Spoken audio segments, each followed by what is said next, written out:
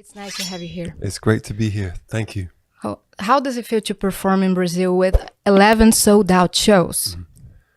I mean, you guys are Brazilians, so you are used to it. But for us, it's like coming to paradise, in terms of the people. I mean, we're so lucky where we get to go everywhere in the world. People are very special. And Brazil has its own particular magic. What do you mean?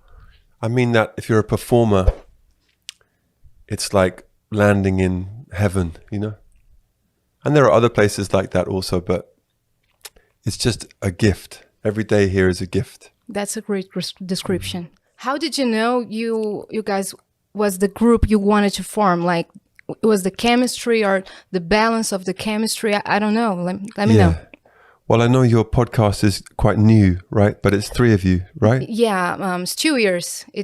Yes, so maybe it's the same. Compared to Coldplay, it's new. Yeah, it's the same. It's like, if you've been given a gift, maybe if you've been given a gift.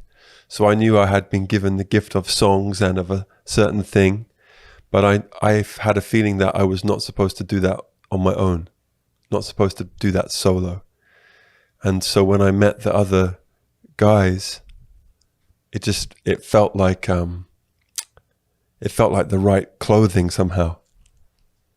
And they provide something. They have different gifts. Mm-hmm. So it's like any group of people where you can only create something special together, and when you're separate, it's less special. Mm-hmm. And that's how you know. In that the stage is so giant compared to another shows. Why is that?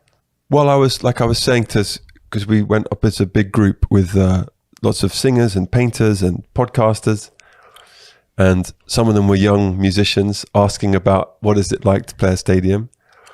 And to me, it's very normal, but I realized that's just because we've grown so slowly up the mountain, Uh-huh. So I don't think of it as big. I think of it as regular.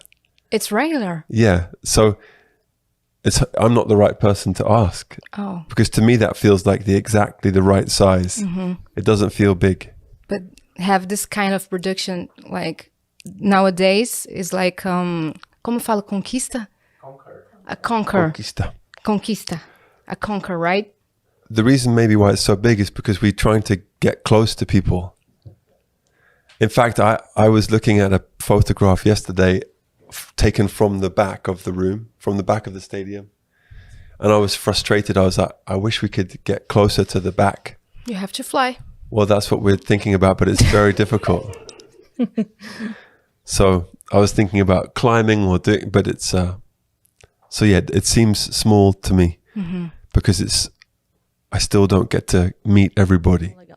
There are no bad parts because we love what we do so much. And even beyond the music and the band, we are so privileged and fortunate because everywhere we go, all we see is the great parts of humans. We see people singing and dancing and being kind to each other. So even without the concert, it's a very uplifting feeling. And I know that a lot of the world is not like that a lot of the time. So that is like a drug, seeing good things everywhere. The routine is very disciplined, but it's not bad or difficult. It's especially as you get older and as the shows get bigger, and as you realize that the show is not really about you, it's about everybody. Then the routine becomes very easy. So it's very disciplined. It's like diet, and it's like being an athlete, really. Like playing soccer or being in the Olympics or something. Mm-hmm. It's all the same things: diet and fitness and rest and all of that stuff. But there's no bad sides. Mm-hmm. When you're sick, it's difficult. Like last year, I got very sick from some toxic stuff, but that was okay. Those wristbands really changed our lives because they really allowed us to make a bigger connection between people and to make everybody part of the How does it work, show. the technical part of the bracelets? I don't know. Great. They were Next question. they were designed, or the original ones were designed 12 years ago, 13 years ago. And the man that designed them is a very sweet guy called Jason, who used to make batteries for sex toys. So he was very good with small batteries. Vibration and colors. With vibration and color. And he made these things, and he somehow through our fifth member, our creative director, Phil, my best friend, this guy, Jason, approached Phil and said, I've invented these wristbands, but they're very expensive. And Phil told me, and we said, we'll take them. And they are very expensive. That's where we spend most of our money, but they're worth the money, because it is amazing. They just make it a different thing. You're not watching the band, you're watching the crowd. Mm-hmm. And remember, you have to return it. Yeah, you do have to return it because they're so expensive. Yeah. I think that concerts are always different. If you look at the audience, it's always different audience. There's always a different old person, or different kids, or different group of young women, or there's so many people there that it's never boring. It's never. My father, for example, has probably seen 200 shows, maybe. I don't know if he really watches the show. He's watching people and meeting people. He's around, yeah. I mean, he's part of the show, really. But I think it's always different because of where you are and who is there. And he's part of the business, or just like being around family? My dad is like our ambassador, you know. He's very old-fashioned English gentleman. Mm-hmm. He spent a lot of years working in a job that he didn't really like, so that he could pay for his kids, me and my family, my siblings. And so when we started to be able to travel, and I said, come as much as you can, because I like to give him back something that he enjoys, because he worked so hard for so long. Mm. Yeah. And your mom too, right? Yes, she doesn't like to travel so much. In that, she doesn't like to be on tour so much. She also works as a music teacher and a therapist. That's amazing. Yeah, there's that level of people who are not able to, and then there's another level of people who don't receive education, or they don't have freedom, and that is millions and millions and millions of people. Yeah. So to the people who can see their dream but they're not sure, shall I do it? Shall I not? I'd be like, if you're free, you definitely should try. I think that's our obligation. Even now, you know, we've been around a long time. We still have dreams, and sometimes they fail, and sometimes we try something and it doesn't work. But I feel like, as a human, if you're lucky enough that you have an opportunity to try, you should try, because a lot of people don't have that opportunity. And I think that one day in the future, hopefully everyone will be free to at least try their dream. And yes, I've met a lot of people I've admired, and I'm so grateful. Some of them have become my friends or teachers, or both. And what's interesting now is that I meet people who are younger than me who I admire, and that's a different feeling. So I'm trying to think, like the first time I met U2 or REM, that was amazing, and they were very sweet to us when we were young men. But then the other day I met Sejam, and he's my new hero. Right? Tell us about it. How was it like to meet Sejam and Sandy also? Yeah, well, both of them are very. I find that the people who are really, really, really talented and really successful, most of them are super cool, and they don't have to pretend anything. Mm-hmm. And both of those people are like that, and very, very humble in a way. I think there's a whole group of songwriters and artists who feel the same way that I do, which is music is a gift. You know, you were just chosen for that gift, like you were chosen for a different gift. You were chosen for language gift. You were chosen for camera gift. So with Seo, or with, you say Sanji, right? Sanji? Sanji. Yeah. She's chosen like a flute is played. She is. You know? She is. And the same with him. So George is huge. I told you. Yeah, and he's got a big heart, you know. So talented. He's not just a singer. He's an actor. Yeah, also. I know. Yeah.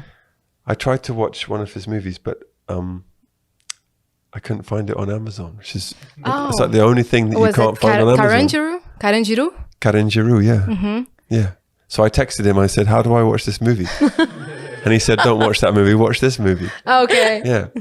And he sent you another movie. Yeah. But, you know, when someone is that talented, or someone like Jay-Z, you feel two feelings. One is you feel like, oh, this person is my friend. I feel like I'm going to be friends with this person. I definitely feel that about Seo. I'm like, oh, this is my brother. But also, like, you're also a fan at the same time. So you have to balance the two things. The whole concept of music of the spheres comes from a book called The Mysticism of Sound and Music, where it's talking about how the universe, everything is vibration. Our bodies, everything we see is molecules vibrating.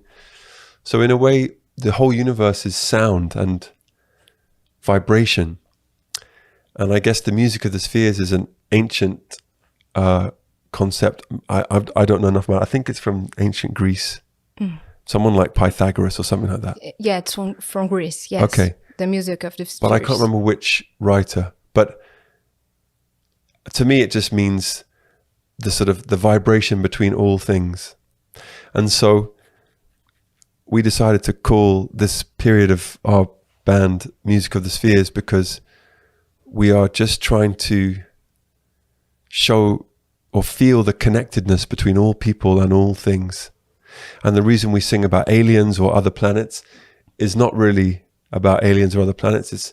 We're talking about how we feel about life on Earth, but without naming any names. Oh, okay. You think so much about universe and stars. Now you're in Venus.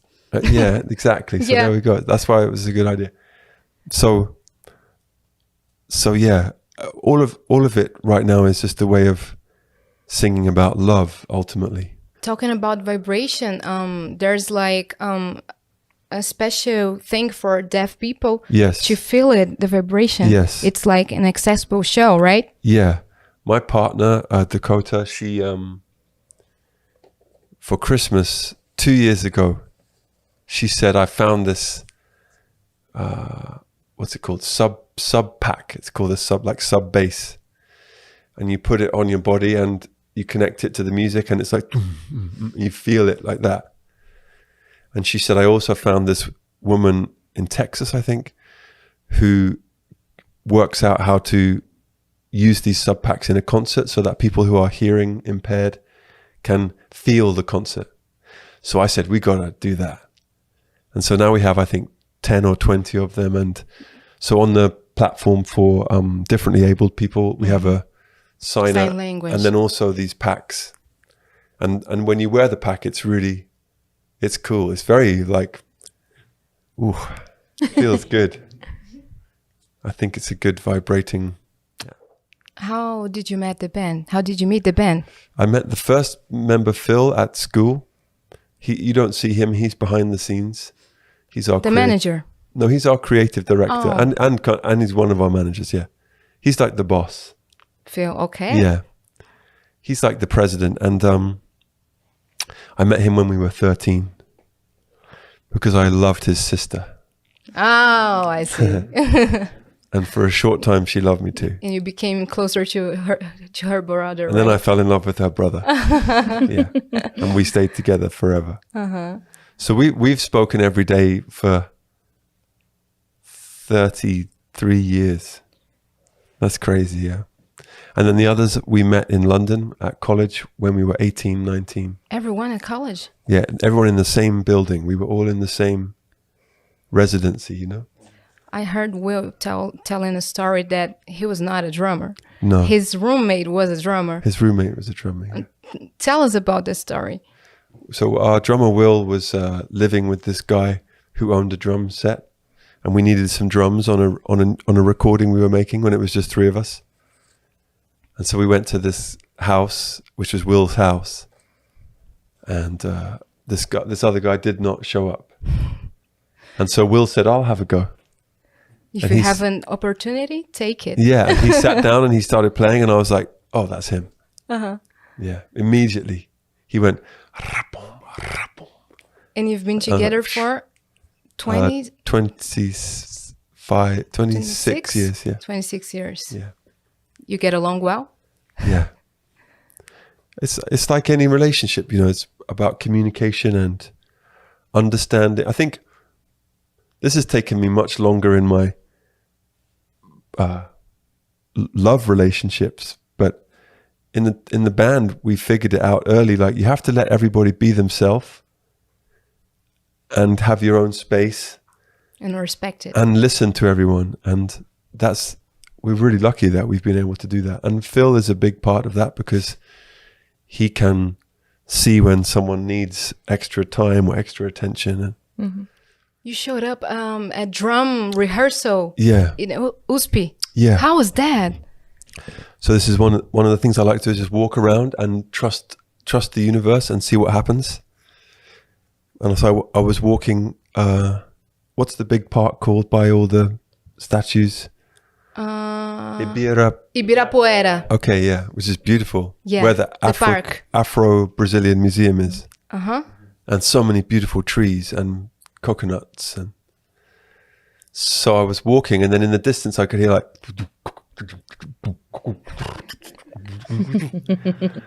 So I was like, "Where is that?" Your heart. And I walked a bit closer, and then we had to cross like 5 freeways. So dangerous. And I was with security guards, and they're like, "Please don't go here."